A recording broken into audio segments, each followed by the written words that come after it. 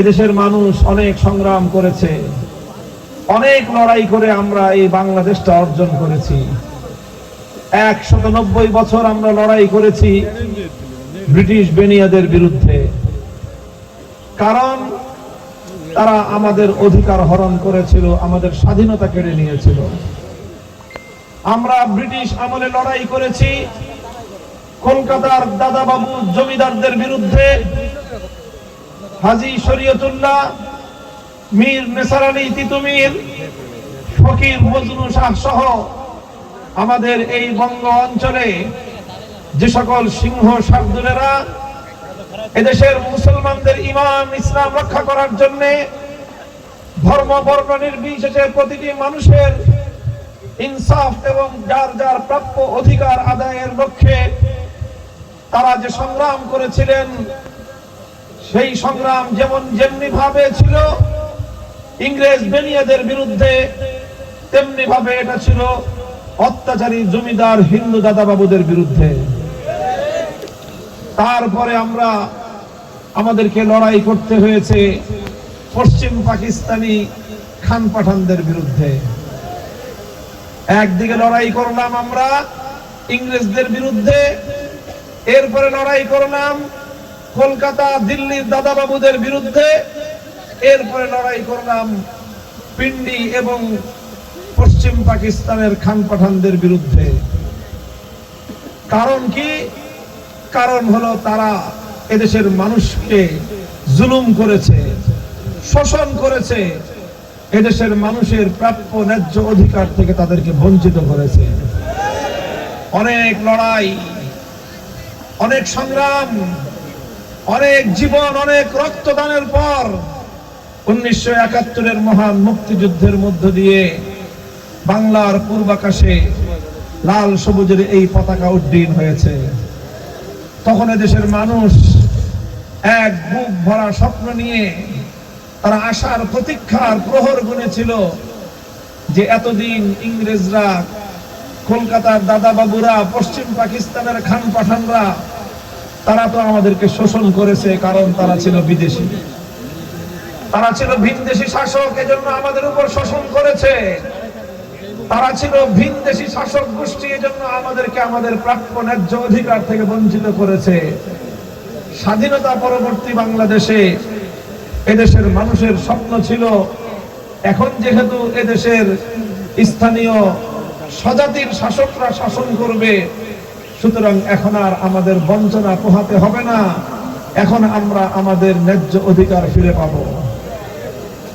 কিন্তু আজ দীর্ঘ প্রায় 55 বছর পরে এসে স্বাধীন বাংলার বুকে দাঁড়িয়ে দুঃখ এবং পরিতাপের সাথে আজ কথা বলতে হয়, তিনটি আধিপত্যবাদকে পরাস্ত করে অর্জিত স্বাধীন বাংলার মাটিতে দাঁড়িয়ে এদেশের বাংলার মানুষ তারা দেখলো শাসকের ধরন বদলেছে, শোষণের ধরন বদলায় নাই। শাসকের পরিচয় পরিবর্তন হয়েছে, অধিকার নিয়ে ছিনিমিনি করার লুটপাট তন্ত্র বন্ধ হয় নাই।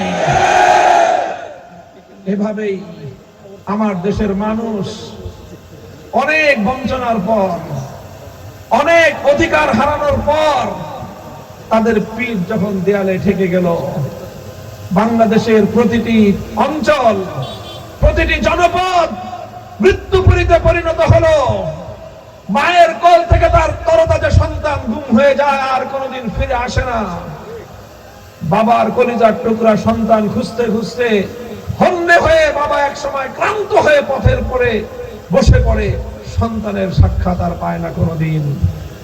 এভাবে শত শত তরতাজা যুবক সন্তান বাংলার মাটি থেকে গুম হয়ে গেল, খুন হয়ে রাস্তার পাশে অনেক মায়ের সন্তান মুখ থুবড়ে পড়ে থাকে। বাংলাদেশে যখন এই সকল দৃশ্যগুলো চিত্রায়িত হতে থাকলো, এদেশের যুবকদের পিঠ দেয়ালে ঠেকে গেল। দেশপ্রেমিক প্রতিটি মানুষ মুক্তির অন্বেষায়, তারা মুক্তির সন্ধানে খোদার আরশের দিকে হাত তুলে তাকিয়ে হাত তুলে ফরিয়াদ করেছিল, জালিম থেকে, শোষণ থেকে, বৈষম্য থেকে আমরা মুক্তি চাই। এই পর্যায়ে 2024 সালের রক্তঝরা জুলাই মাস আসলো। স্কুল, কলেজ, ইউনিভার্সিটি, আলিয়া মাদ্রাসা, কওমি মাদ্রাসা, প্রতিটি শিক্ষাঙ্গন থেকে আমাদের সোনার সন্তানেরা বেরিয়ে আসলো। বিভেদের সকল দেয়ালগুলো ভেঙে গুড়িয়ে দিয়ে হাতে হাত রেখে তারা একটি টেকনাফ থেকে তেতুলিয়া পর্যন্ত মানব প্রাচীর গড়ে তুলল। তারা অকাতরে রক্ত দিল, জীবন দিল। প্রায় 1.5 সহস্রাধিক মায়ের কোল খালি হলো। 1.5 হাজারের বেশি বাংলার দামাল সন্তান শাহাদাত বরণ করলো।